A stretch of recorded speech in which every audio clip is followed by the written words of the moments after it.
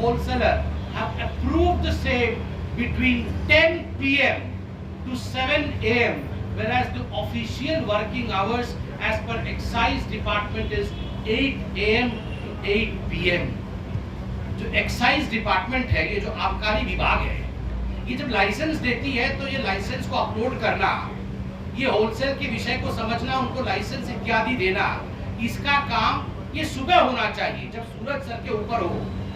8 बजे सुबह से लेकर शाम के 8 बजे तक 8 AM to 8 PM, मगर लगभग 3050 ऐसी होलसेल कंपनी है, ये जो मनीष सिसोदिया की यार कंपनियां जिसको हम कह सकते हैं, उनकी कंपनियां हैं जिनको रातों रात सुबह भी काम और 10 बजे रात से लेकर सुबह 7 बजे 10 PM to 7 AM उस समय भी ये लाइसेंस अपलोड करने का काम ये मनीष सिसोदिया के कहने पर एक्साइज विभाग कर रही थी। आप सोच के देखिए। और सबसे बड़ा विषय जो इस रिमांड लेटर में है और जो आज मीडिया ने उछाला है, अखबारों की सुर्खियां जो बनी है, इस पूरे विषय में घोटाले के कारण जिस प्रकार का अनड्यू फेवर मनीष सिसोदिया और केजरीवाल जी ने अपने यारों को पहुंचाया, एडवांस पेमेंट किया गया।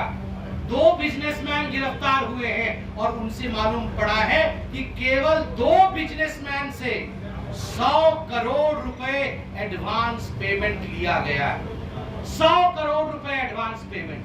आप सोच के देखिए, 1 करोड़ 2 करोड़ 3 करोड़ नहीं, 2-3 करोड़ का ये तो मोबाइल फोन ही बदल लेते हैं।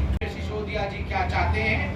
Honorable Deputy Chief Minister has desired the photocopies and the scanned copies in a pen drive of files and documents related to the formation of Excise Policy 2021-22 and related tender documents.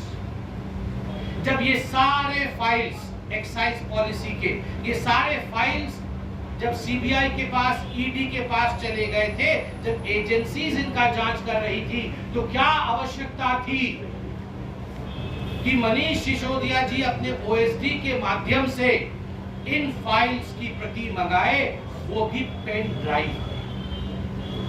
Manish ji, यदि आपको files की आवश्यकता थी, मनीष जी यदि आपको आवश्यकता थी कि आपने किस प्रकार से घोटाला किया है, वैसे आप तो जानते ही हैं, आप उसमें किसी प्रकार से फेर बदल करना चाहते थे तो आप सीबीआई से फाइल मंगाते ना, आप ईडी को ये चिट्ठी लिखते। आपने अपने ही मंत्रालय को चिट्ठी लिखा कि फाइल हमें दीजिए, जिसको कि कानून मंत्रालय को अंततोगत्वा बंद करना पड़ा। This reeks of the fact that Manish Sisodia very well knew that he has committed corruption, he has committed a crime which is beyond what anyone in Delhi could have ever imagined, and that's the reason as to why we wanted the files with him so that he could change the notations in the file. But शुक्रगुजार हूं मैं इस देश के कानून का कि देश के कानून ने ये होने नहीं दिया।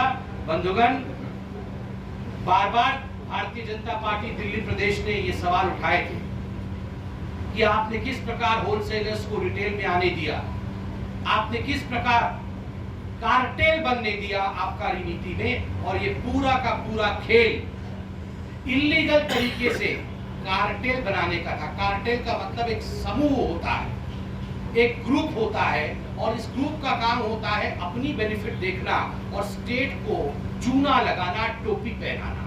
स्टेट का पैसा कैसे इसके जेब में जाए, ये जो कार्टेल बना था, ये मनीष सिसोदिया जी के कहने पर कार्टेल बना था, शराब नीति के कार्टेल। और इस कार्टेल के कारण 100 करोड़ से अधिक रुपए मनीष सिसोदिया जी ने केवल 2 कंपनी से लिया है, और आपने बाकी स्टिंग ऑपरेशन इत्यादि देखा है।